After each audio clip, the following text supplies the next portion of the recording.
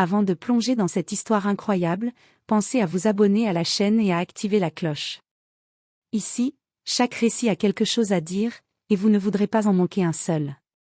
Par une nuit froide et pluvieuse, les rues de la petite ville étaient presque désertes.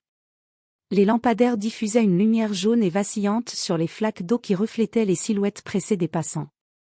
Assis contre un mur, un vieil homme à la barbe grise, couvert de haillons, tremblait sous une couverture trouée. Son regard, bien qu'épuisé, avait une profondeur étrange, presque hypnotique. C'est à ce moment-là que Julien Morel, un père de famille désespéré, passa devant lui. Depuis des mois, son fils, Elliot, âgé de 8 ans, était atteint d'une maladie que les médecins qualifiaient d'incurable. Julien avait tout tenté, les hôpitaux, les traitements coûteux, les prières silencieuses. Rien n'avait changé. Son fils dépérissait un peu plus chaque jour. « Monsieur » murmura le mendiant d'une voix rauque. « Avez-vous quelque chose à manger » Julien s'arrêta à peine. Il n'avait plus la foi, plus l'énergie. Mais alors qu'il s'apprêtait à repartir, le vieil homme ajouta calmement. « Nourrissez-moi, et je guérirai votre enfant. » Julien se figea. Il se retourna, entre la colère et l'ironie. « Vous plaisantez ? Vous pensez que je vais croire à ce genre d'ânerie ?» Le mendiant leva lentement la tête. Ses yeux, d'un bleu intense, semblaient percer l'obscurité. « Je ne plaisante jamais avec la vie, ni avec la mort. Ce que vous appelez un miracle n'est souvent qu'un acte de foi. » Julien resta là, immobile, partagé entre le scepticisme et une étrange chaleur dans la poitrine. Une voix intérieure lui disait de partir, une autre de rester. Finalement, il soupira et posa un sac de provisions devant l'homme. « Tenez, mais je ne crois pas à vos histoires. » Le mendiant esquissa un sourire énigmatique. « Vous n'avez pas besoin d'y croire. Votre fils, lui, le fera pour vous. » Cette nuit-là, quand Julien rentra chez lui, quelque chose d'inexplicable se produisit dans la chambre d'Elliot. Le tonnerre grondait au loin, et la pluie battait encore contre les vitres de la maison Morel. Julien entra, trempé jusqu'aux os, le cœur lourd. Sa femme, Claire, l'attendait dans le salon, les yeux rougis par les pleurs. « Tu es encore allé à l'hôpital » demanda-t-elle d'une voix fatiguée. Julien hocha la tête. « Les médecins ne savent toujours rien. » Elle baissa les yeux. Le silence s'installa, seulement brisé par le tic-tac régulier de l'horloge murale. Puis, Julien murmura. « J'ai rencontré quelqu'un ce soir. » « Quelqu'un » ? Un vieil homme, dans la rue. Il m'a dit. Il hésita, conscient du ridicule de ce qu'il allait dire. Il m'a dit que si je le nourrissais, il guérirait Elliot. Claire releva brusquement la tête. « Julien, tu ne vas pas croire à ce genre de folie ? » « Je n'y crois pas, mais je l'ai quand même fait. » Il raconta la scène en détail, le regard du vieil homme, sa voix, et cette étrange certitude qu'il dégageait. Claire soupira. « Je comprends, on est tous à bout. Mais il faut rester lucide. » Ils montèrent silencieusement dans la chambre de leur fils. Elliot dormait paisiblement, son petit visage pâle baigné par la lueur douce d'une veilleuse.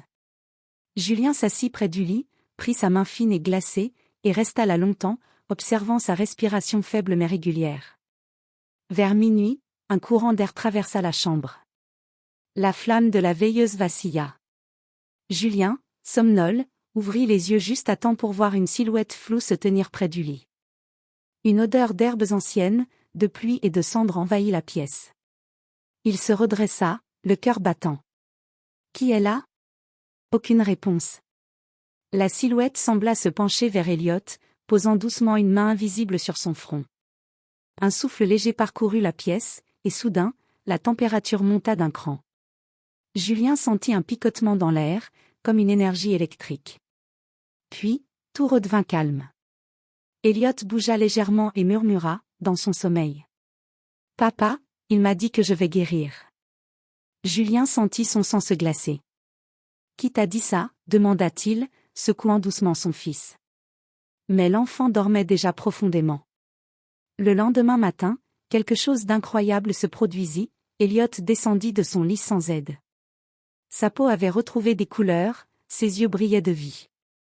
Claire, en le voyant, lâcha un cri de stupeur. Mon Dieu! Julien, regarde! Julien tomba à genoux, les larmes aux yeux.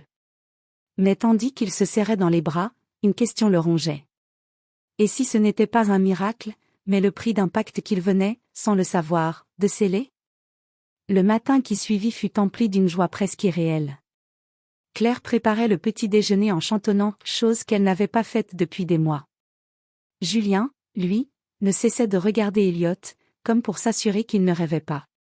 L'enfant riait, mangeait, courait dans le salon. Je te jure, Claire, c'est comme si la maladie n'avait jamais existé.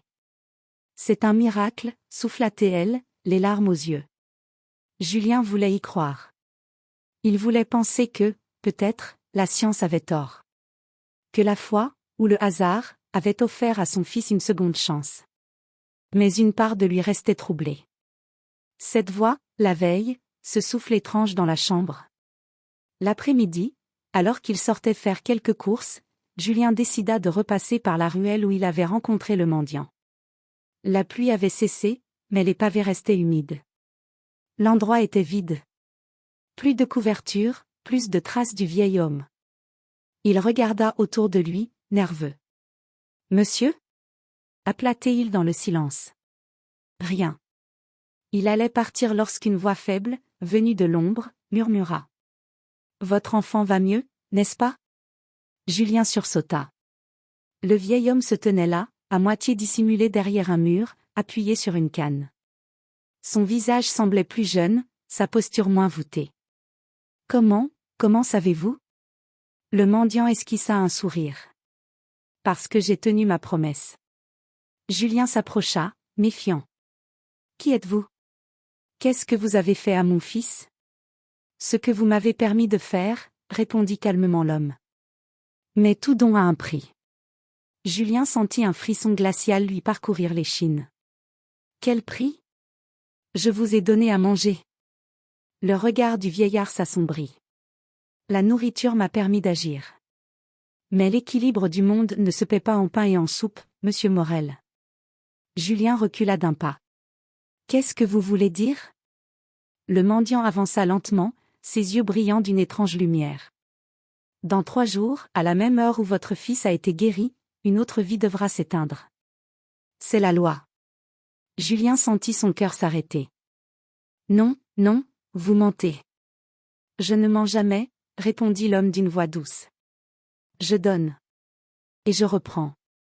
Pas plus, pas moins. » Avant que Julien ne puisse répondre, le vieil homme s'effaça dans la ruelle, comme avalé par l'air. Julien resta seul, haletant, terrifié. Le mot loi résonnait dans son esprit comme une condamnation. Cette nuit-là, il ne dormit pas.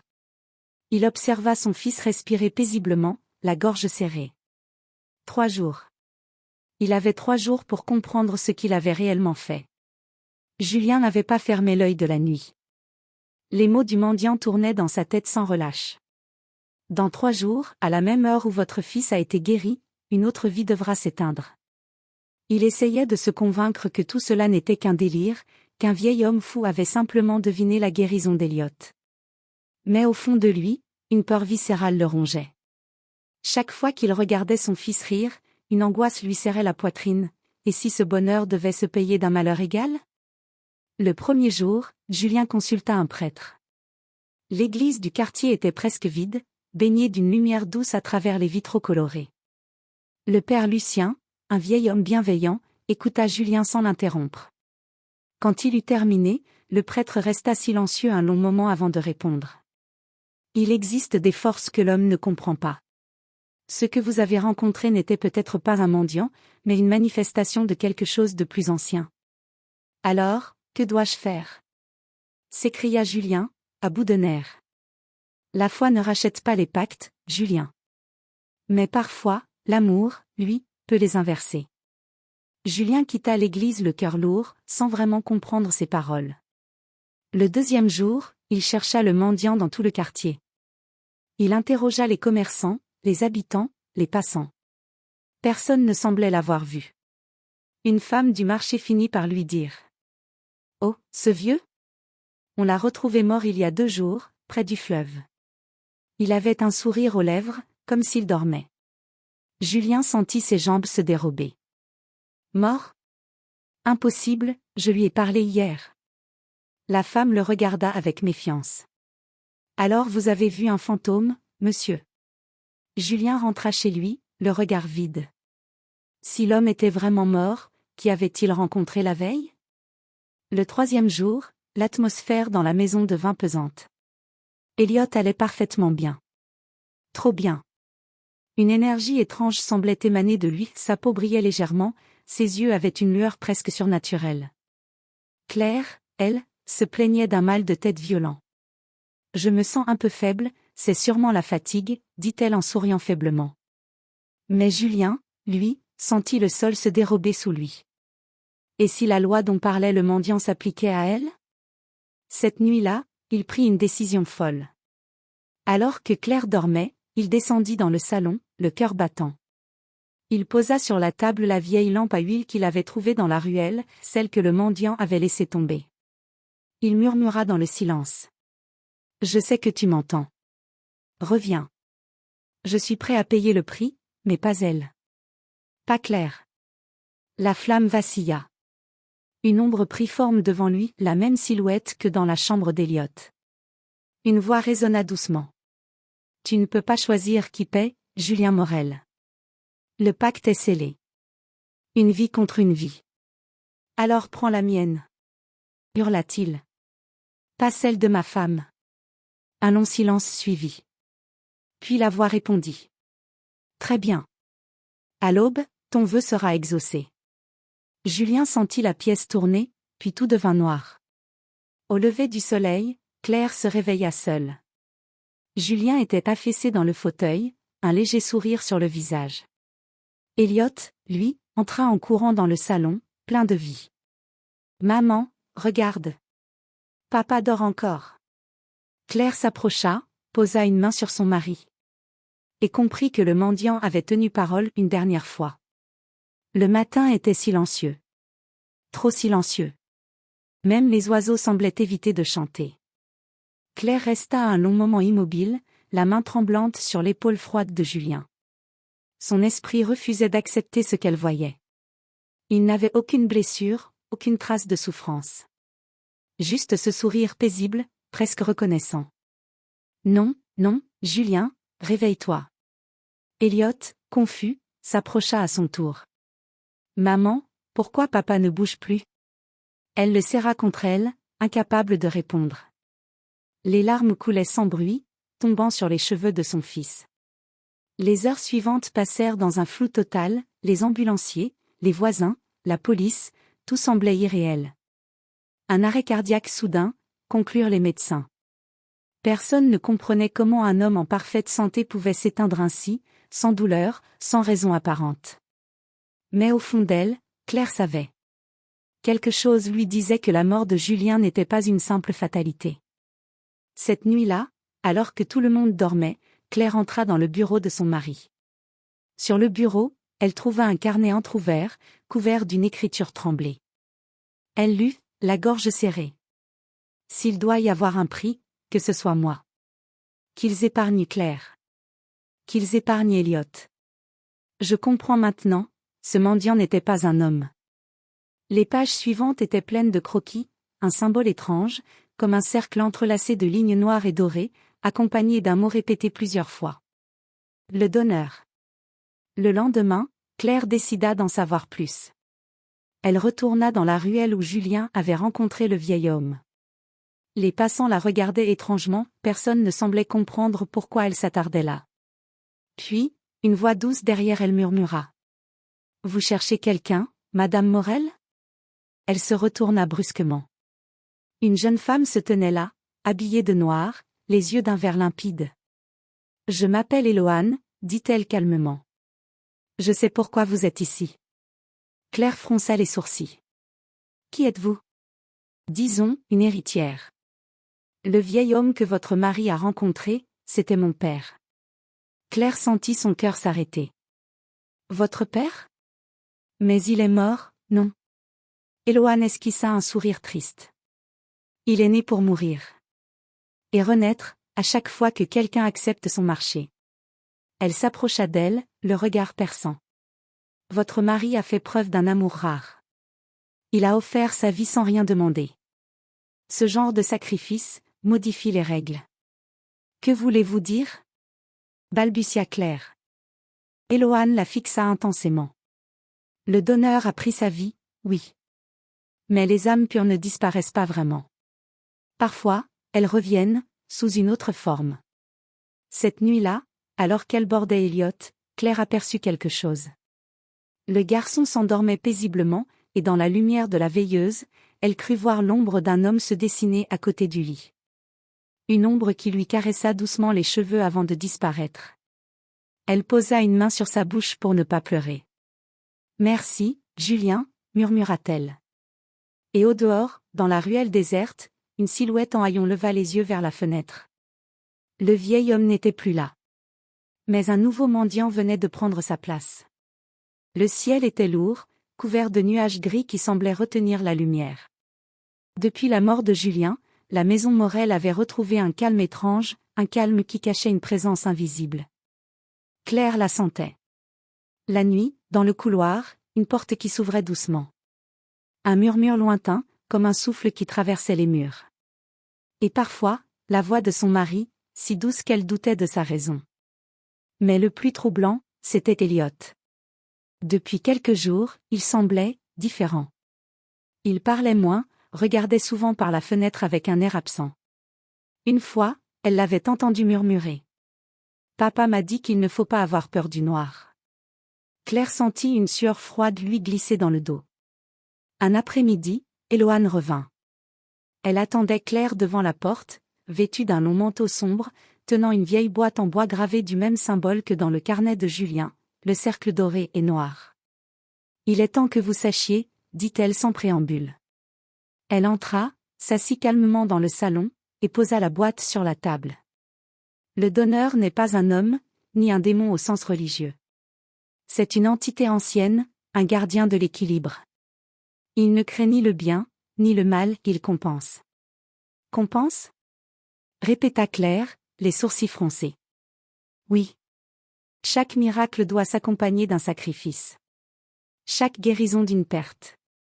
C'est la règle qui maintient l'ordre entre la vie et la mort. Elle ouvrit la boîte. À l'intérieur, un petit sablier, dont le sable noir coulait lentement vers le bas. Quand votre mari a offert sa vie, il a interrompu le cycle.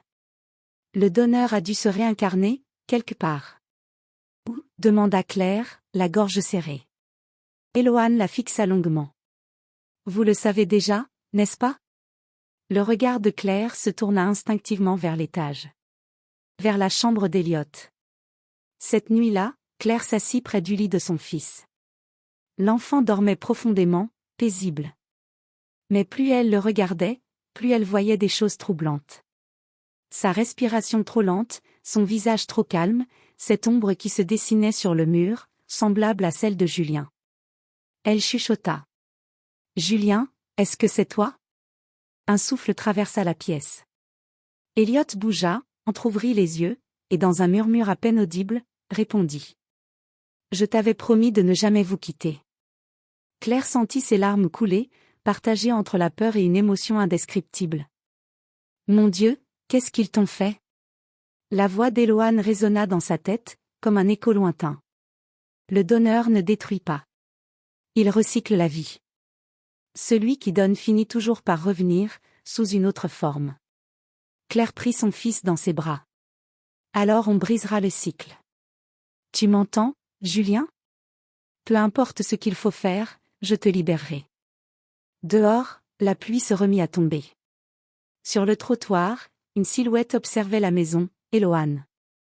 Elle tenait le sablier dans sa main, et le sable noir s'était presque entièrement écoulé. Elle murmura dans la nuit. Le temps est presque écoulé, Claire. Si tu veux sauver ton fils, il te faudra devenir, à ton tour, le prochain donneur. Et le vent emporta ces mots dans l'obscurité.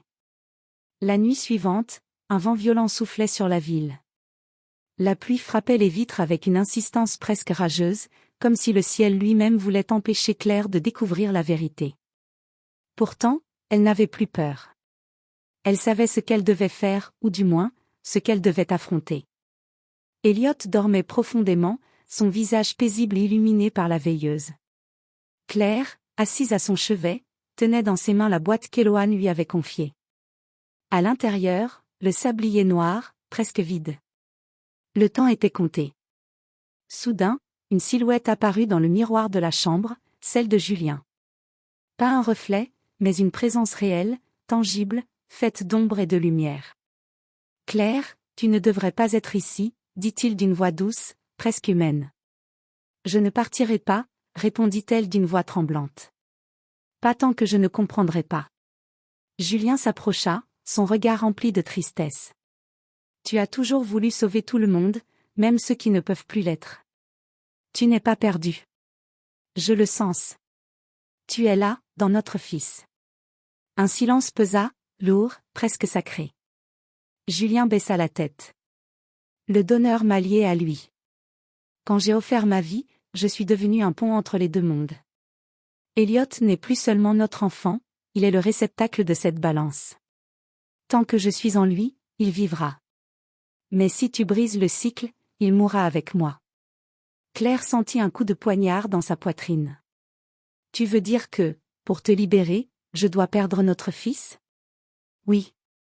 La pièce sembla se rétrécir. Le sablier sur ses genoux vibra légèrement, comme si le sable noir lui-même retenait son souffle. À ce moment-là, Eloane apparut dans l'embrasure de la porte. Elle tenait une vieille dague au manche d'argent, gravée du symbole du donneur. « Le temps est écoulé, » dit-elle simplement. « Il faut choisir maintenant. » Claire leva les yeux, tremblante. « Tu savais que ça se terminerait ainsi? Chaque miracle exige un prix équitable. Le tien est plus grand, car il repose sur l'amour. Mais tu peux encore choisir. » Julien tendit la main vers elle. « Claire, écoute-moi. Laisse-moi partir. Sauve-le. Ne me retiens pas davantage. »« Non. » cria-t-elle, des larmes plein les yeux. « Je ne peux pas perdre encore quelqu'un que j'aime. » Eloane posa calmement la dague sur la table. « Si tu veux briser le cycle, perce le sablier. Le donneur sera dissous, et toutes les âmes qu'il a liées seront libérées, y compris Julien. Mais l'enfant ne survivra pas. Si tu refuses, le cycle se perpétuera, et Elliot vivra, mais Julien restera emprisonné à jamais. » Claire resta figée, la respiration haletante. Devant elle, Devilliers par un amour qui défiait les lois mêmes de la nature. Elle prit le sablier dans ses mains.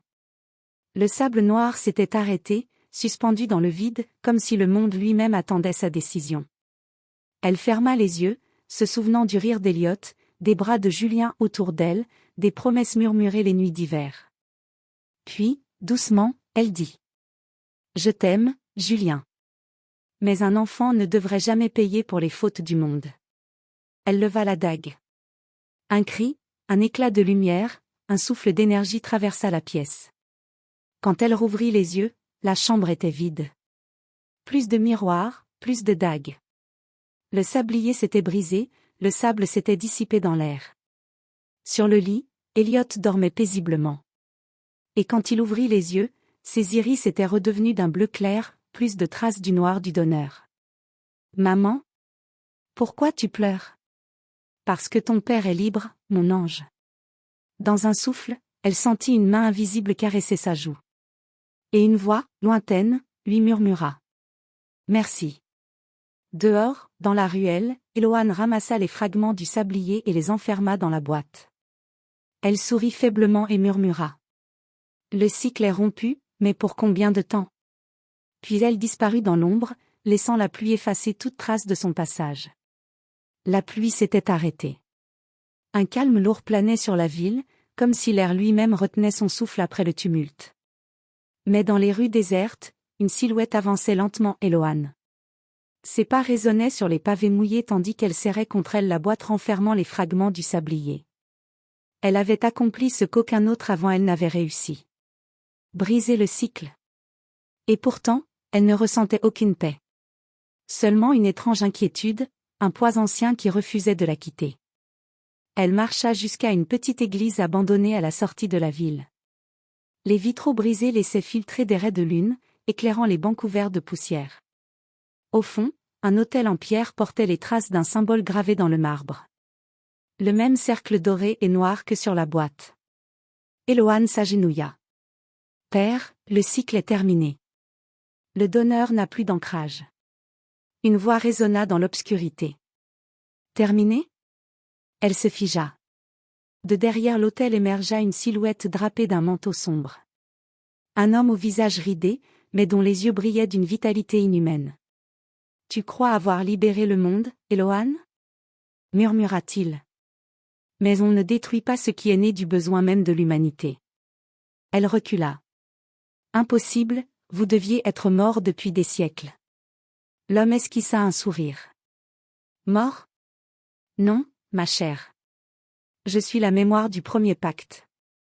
Il posa une main sur la pierre. Tout a commencé bien avant ton père, avant les villes, avant les églises. Les hommes imploraient les dieux de leur donner la santé, la pluie, la vie. Et quand aucun dieu ne répondait, le donneur est né de leur peur, de leur désespoir, de leur besoin d'échanger. Il s'approcha d'elle, et sa voix devint presque douce. Tant qu'un être suppliera, donne-moi ce que je veux, je paierai plus tard, je vivrai. C'est la nature même de l'humanité. Eloane sentit le sol vibrer sous ses pieds. Le symbole sur la boîte se mit à luire faiblement. Non. Claire a brisé le sablier. Julien est libre. Tout est fini. Le vieil homme éclata d'un rire grave et profond. Le sablier? Ce n'était qu'un réceptacle, une coquille. Le donneur ne meurt pas. Il se déplace. Il tendit la main vers elle, et une flamme noire jaillit du sol, serpentant jusqu'à la boîte qu'elle tenait.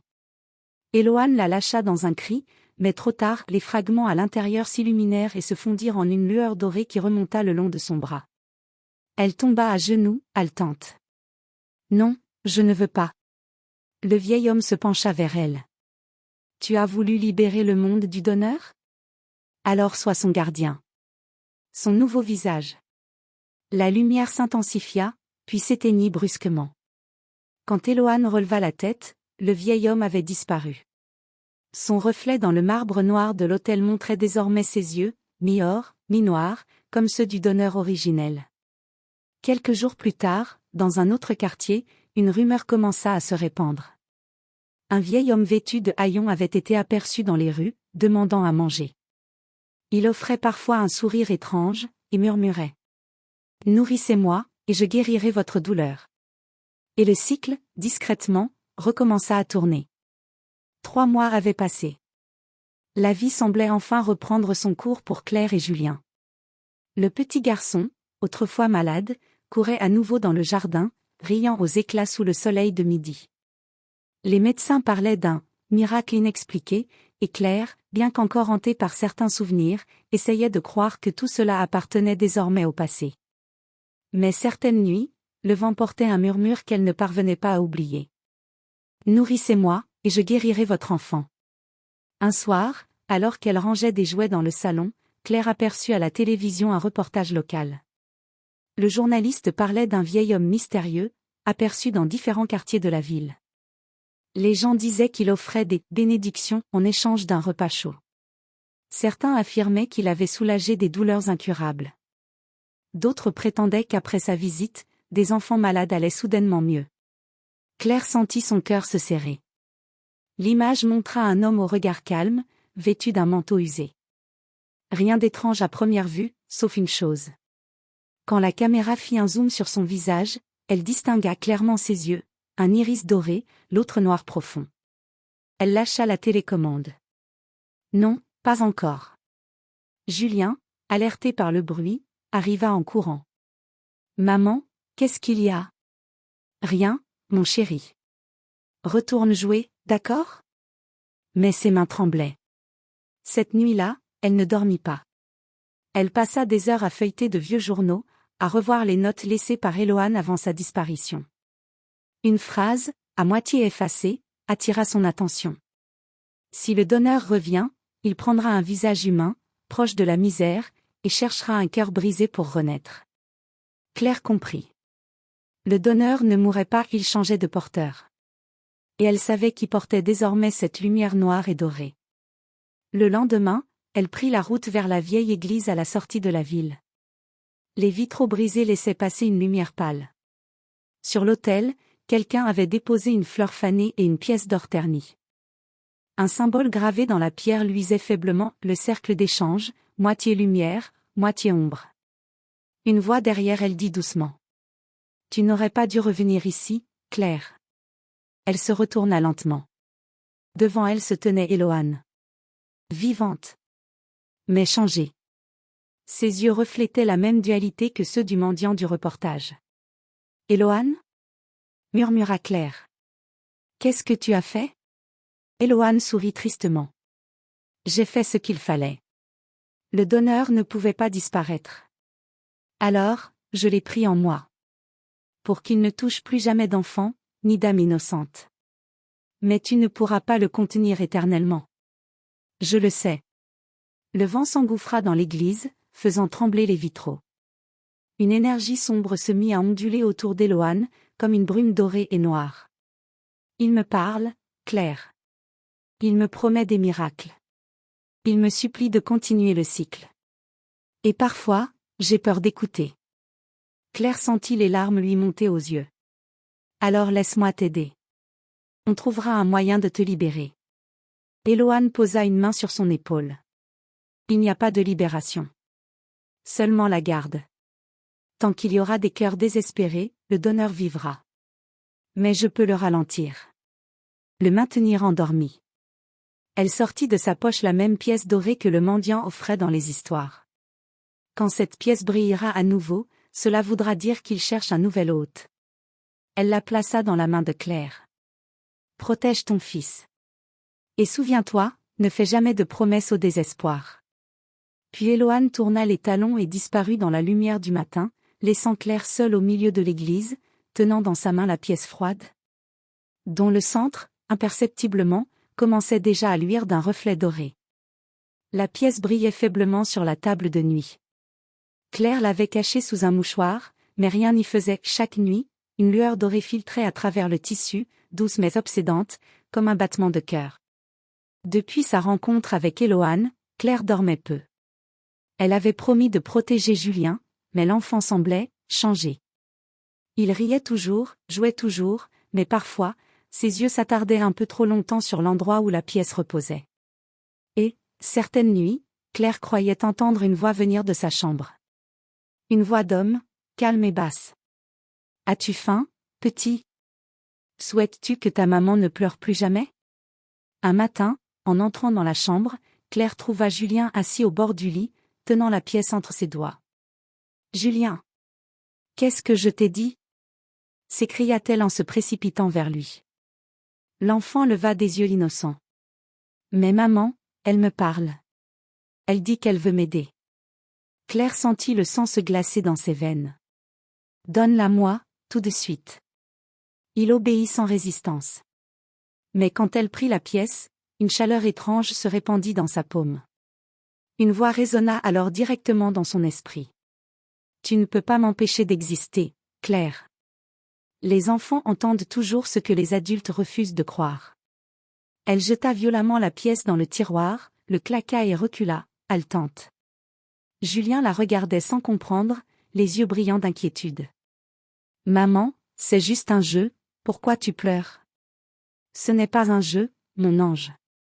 Écoute-moi bien, si jamais tu entends à nouveau cette voix, tu dois m'appeler, d'accord ? » ?»« D'accord. » Mais cette nuit-là, la voix revint. Julien rêva. Il était dans un champ immense, baigné d'une lumière dorée. Au centre, un homme vêtu de haillons l'attendait. Son visage était calme, presque bienveillant. « Bonjour, Julien. Qui êtes-vous ? » ?»« Un ami. Tu veux que ta maman ne soit plus triste, n'est-ce pas ? » ?»« Oui. »« Alors donne-moi juste un peu de ton rire, et je lui rendrai la paix. » L'enfant hocha la tête sans comprendre. L'homme posa une main sur son épaule, et une chaleur dorée s'enfonça en lui. Julien sentit son corps devenir léger, comme si une partie de lui s'envolait. Le lendemain, Claire remarqua que son fils ne riait plus. Il restait silencieux, les yeux perdus, dessinant des cercles noirs et dorés sur ses cahiers. La pièce, dans le tiroir, brillait à présent d'une lumière vive, presque pulsante. Elle comprit, le donneur avait trouvé une faille. Il ne voulait pas juste un hôte, il voulait un successeur innocent, un enfant pur, sans haine, sans peur. Désespérée, Claire chercha Eloane. Elle parcourut les rues, les parcs, les refuges, mais personne ne l'avait revue. Jusqu'à ce qu'un soir, une lettre glissée sous sa porte apparaisse. Sur l'enveloppe, une seule phrase. Le donneur ne prend pas. Il échange. Ce qu'il donne à ton fils, il l'a pris à un autre. À l'intérieur, une photographie. On y voyait Eloane, les yeux clos, assise dans l'église, tenant une boîte noire désormais scellée par un symbole rouge. Au dos, ces mots griffonnés à la main. S'il vient pour ton fils, conduis-le là où tout a commencé. Claire serra la photo contre elle, les larmes aux yeux. Elle savait ce que cela signifiait. Pour sauver Julien, elle devait retourner dans le lieu du premier pacte. Et y affronter le donneur lui-même. Le vent sifflait entre les vitraux brisés de l'église abandonnée.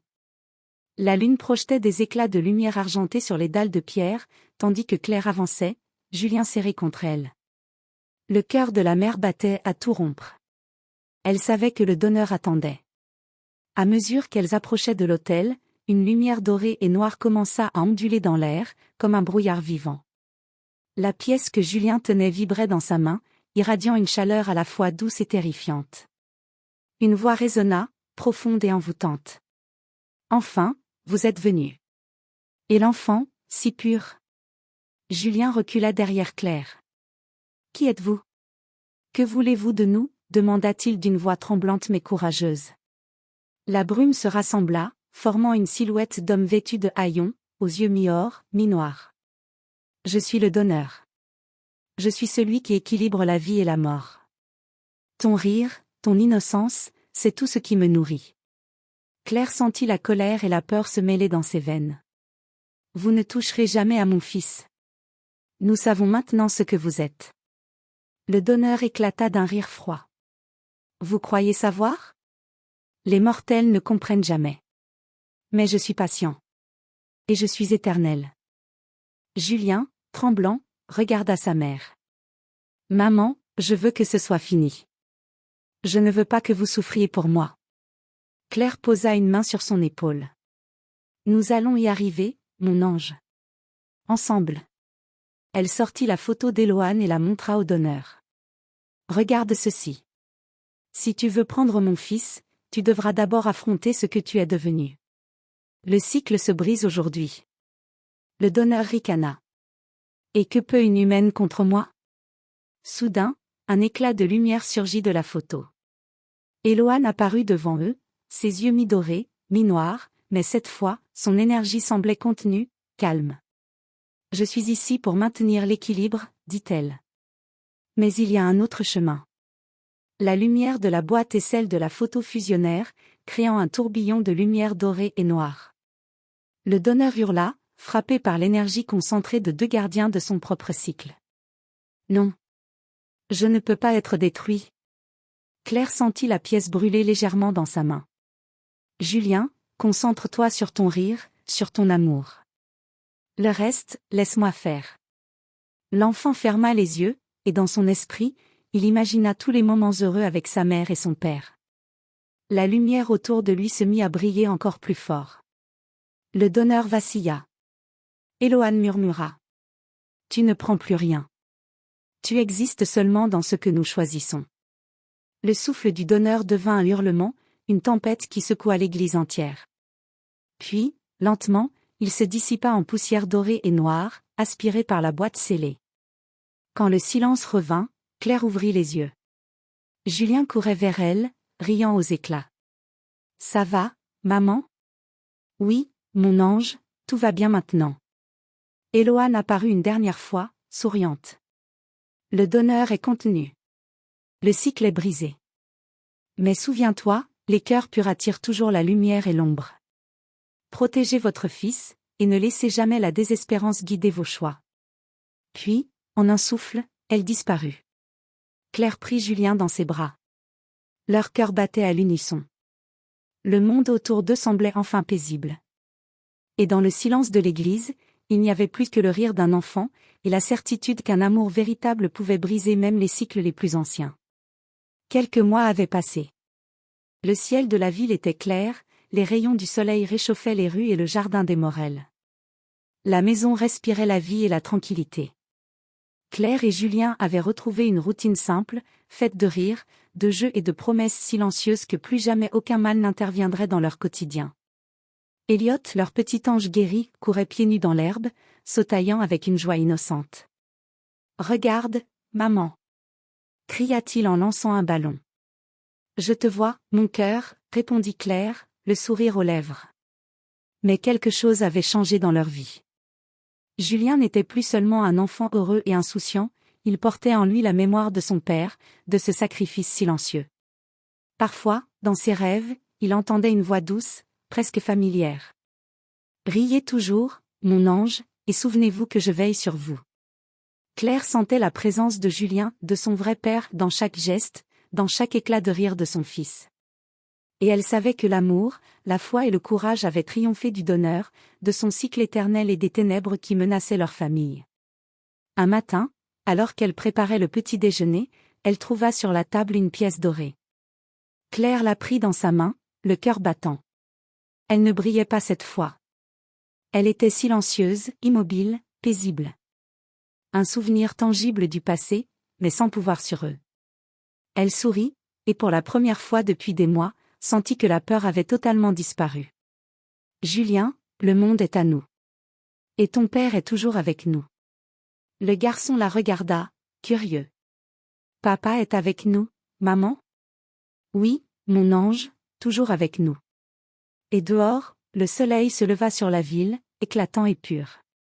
Le vent caressa les arbres, portant le parfum de la liberté, de la vie, et de l'amour éternel. Le donneur n'existait plus dans leur monde et jamais plus, aucune ombre ne viendrait troubler la lumière d'un enfant.